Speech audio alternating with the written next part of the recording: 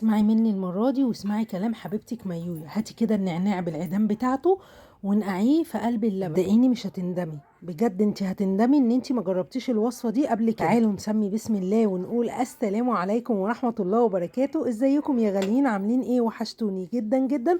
وتعالوا نشوف لما نقعنا النعناع في اللبن ايه اللي حصل. يلا بينا ندخل ونشوف مقاديرنا ايه وطريقه تحضيرنا. يلا بينا. اول حاجه معانا جبت نص حزمه من النعناع، طبعا موجود في كل الاسواق وكمان متوفر وسعره على قد ايديك. ابتديت اغسله كويس جدا واقطع كده العروش اللي فوق واسيب منه العيدان الصغيره دي، وبنقعه في قلب اللبن ويكون اللبن معانا بارد، ما بيكونش سخن معانا. سيبه منقوع لمده نص ساعه علشان الخطوه دي مهمه جدا.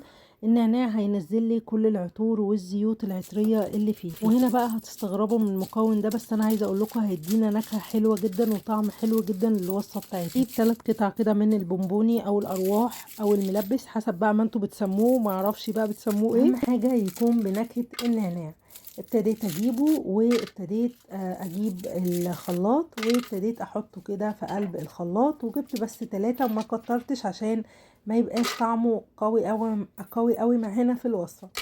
جبت بقى بعد كده شويه كده من التلج علشان ابتدي اضربهم مع بعض مع الارواح او البونبوني، وابتديت اضربه كده علشان انا عايزاه يكون مجروش معانا في قلب الخلاط بالشكل ده.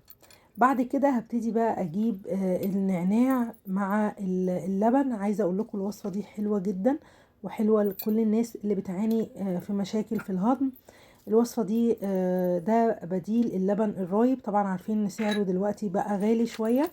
الوصفه دي هنستفاد منها بحاجتين. ده كده لبن رايب لحد دلوقتي هيبقى بالليمون والنعناع، وممكن نضيف عليه سكر، ولو مش حابين نضيف عليه سكر نقدر نضيف عليه عسل ابيض. عليهم كمان نص كوبايه من الميه، وحطيت كمان 3 قطع من الليمون. ابتدي بقى اديهم ضربه كده بالشكل ده وهخلطهم كويس قوي في الخلاط. طبعا المشروب ده لازم يتصفى عشان طبعا المجموعه اللي احنا حاطينها، وكمان بقى العيدان اللي هي بتاعت النعناع. عايزه اقول لكم العيدان دي بتدي نكهه حلوه جدا وبجد كنز. وريحه النعناع بصوا تركيز عالي قوي قوي عشان تبقوا فاهمين بجد، يعني ما تستغنوش عنها. قطعوا بس الجزء اللي هو بيبقى فيه طينة من فوق كده واغسلوها كويس واستخدموها، بجد حلو جدا جدا.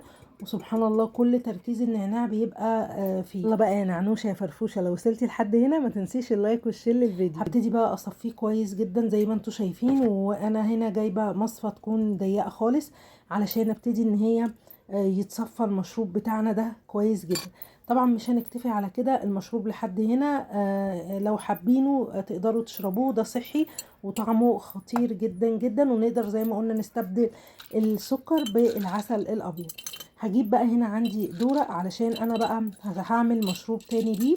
المشروب التاني بيتباع بره غالي جدا في مطاعم الاسماك الكبيره، ناس كتير عارفاه المشروب ده، وبيتباع كمان غالي وما بيبقوش عارفين المشروب ده عباره عن ايه.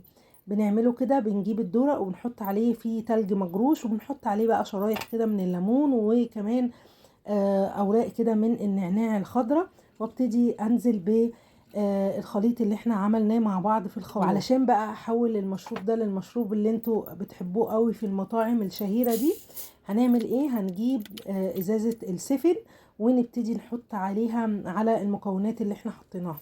مشروب حلو جدا جدا ومنعش. وبصوا فار انا علشان الصودا خليته بنستخدم معاه السفن، ممكن سبرايت، ممكن اي حاجه تكون بيضه ما تكونش غامقه.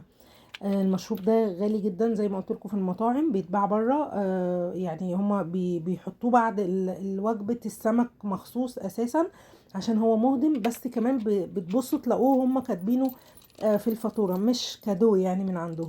فابتديت ان انا زي ما شفتوا كده عملته بطريقه سهله وبسيطه، وطعمه بجد كان حلو جدا جدا. انا بجد ما استحملتش وكان الجو حر جدا، فقلت لا لازم كده امزمز كده وادوقه، وبجد مش باين فيه خالص اللبن وطعمه خطير. جربوه ان شاء الله هيعجبكم. كنت معاكم مي امين، واستنوني في وصفات تانية جايه كتير.